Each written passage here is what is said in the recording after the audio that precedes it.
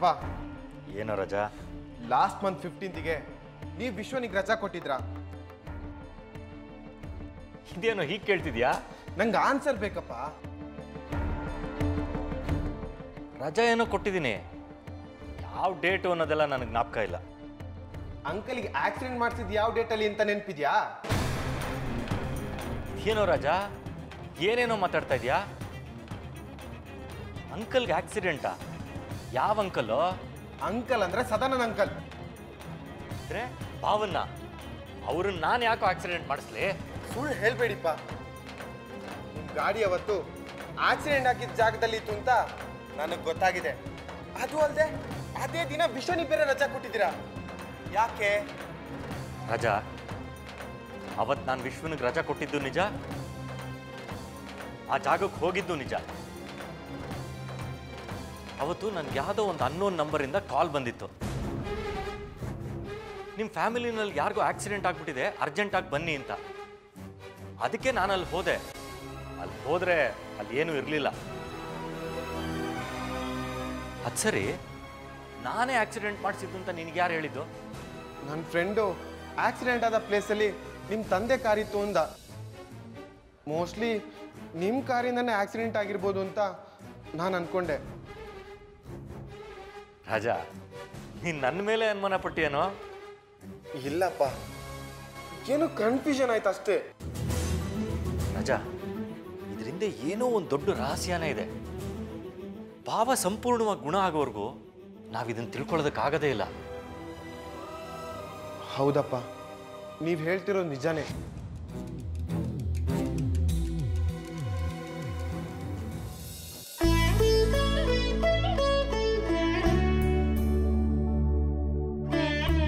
ಮಹಾಲಕ್ಷ್ಮಿ, ನಾನಿವತ್ತು ಆಫೀಸ್ಗೆ ಹೋಗೋದಿಲ್ಲ, ನಾನು ರೂಮಲ್ಲೇ ರೆಸ್ಟ್ ತಗೋತೀನಿ. ಯಾಕ್ರಿ, ಹುಷಾರಿಲ್ವಾ? ಹುಷಾರಾಗೇ ಇದ್ದೀನಿ ಮಹಾಲಕ್ಷ್ಮಿ, ಆದರೆ ಮನಸ್ಸೇ ಯಾಕೋ ಸರಿ ಇಲ್ಲ. ಏನಾಯ್ತು ರೀ? ಮಹಾಲಕ್ಷ್ಮಿ, ರಾಜ ಇವತ್ತು ಭಾವನ್ಗೆ ಆಕ್ಸಿಡೆಂಟ್ ಮಾಡಿಸಿದ್ ನೀವೇನಾ ಅಂತ ಡೈರೆಕ್ಟಾಗಿ ಬಂದು ನನ್ನನ್ನು ಕೇಳ್ದ. ರಾಜ ಆ ಥರ ಕೇಳದ್ನ? ಅದು ನಿಮ್ಮ ಹತ್ರ ಯಾಕೆ? ಯಾರೋ ಆಕ್ಸಿಡೆಂಟ್ ಆಗಿದ್ದ ಜಾಗದಲ್ಲಿ ನನ್ನ ಕಾರ್ ಇತ್ತು ಅಂತ ಹೇಳಿದ್ರಂತೆ. ಅದಕ್ಕೆ ಅವನು ನನ್ನ ಮೇಲೆ ಅನುಮಾನ ಪಟ್ಬಿಟ್ಟ. ಅದಕ್ಕೆ ನೀವೇನಂದ್ರಿ? ನಾನು ಏನು ಅಂತ ಹೇಳಿ ಮಹಾಲಕ್ಷ್ಮಿ, ಅವನ ಹತ್ರ ನಗನಗ್ತಾನೆ ಮಾತಾಡಿದೆ. ಆದರೆ ನನ್ನ ಮಗ ನನ್ನ ಮೇಲೆ ಅನುಮಾನ ಪಟ್ಬಿಟ್ನಲ್ಲ ಅಂತ ತುಂಬ ಬೇಜಾರಾಗ್ತದೆ. ಹೋಗ್ಲಿ ಬಿಡ್ರಿ, ಚಿಕ್ಕವನ್ ತಾನೆ, ಗೊತ್ತಿಲ್ಲದೆ ಮಾತಾಡಿರ್ಬೋದು. ನಾನು ಅವನಿಗೆ ಬುದ್ಧಿ ಹೇಳ್ತೀನಿ. ಏ ಬೇಡ ಬೇಡ, ಹಾಗೆ ಮಾಡಕ್ಕೆ ಹೋಗ್ಬೇಡ. ನೀನು ಹೋಗಿ ಅವನು ಕೇಳಿದ್ರೆ ಅವನು ಇನ್ನೂ ಬೇಜಾರು ಮಾಡ್ಕೊಂಡ್ಬಿಡ್ತಾನೆ.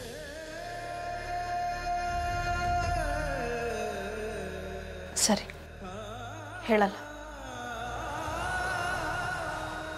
ಮಹಾಲಕ್ಷ್ಮಿ, ನಾನು ರೂಮಲ್ಲಿ ರೆಸ್ಟ್ ತಗೋತೀನಿ. ಮದುವೆ ಇನ್ವಿಟೇಷನ್ ಕಾರ್ಡ್ ಬರ್ಬೋದು, ಅವ್ನು ಬಂದರೆ ಇಮಿಡಿಯೇಟಾಗಿ ನನಗೆ ತಿಳಿಸು. ರೀ, ಈ ಮದುವೆ ವಿಷಯದ ಬಗ್ಗೆ ನನಗೋಸ್ಕರ ಇನ್ನೊಂದು ಸರಿ ಯೋಚನೆ ಮಾಡಿ. ಯೋಚನೆ ಮಾಡೋದು ಏನಿದೆ ಮಹಾಲಕ್ಷ್ಮಿ? ಹೇಳಿದ್ನಲ್ಲ, ಇನ್ನು ಸ್ವಲ್ಪ ಹೊತ್ತರಲ್ಲೇ ಇನ್ವಿಟೇಷನ್ ಕಾರ್ಡ್ ಬರುತ್ತೆ. ಏನಿದ್ರು ರಾಜನ್ಗೂ ಶಿವಾನಿಗೂ ಮದುವೆ ಮಾಡೋದಷ್ಟೇ.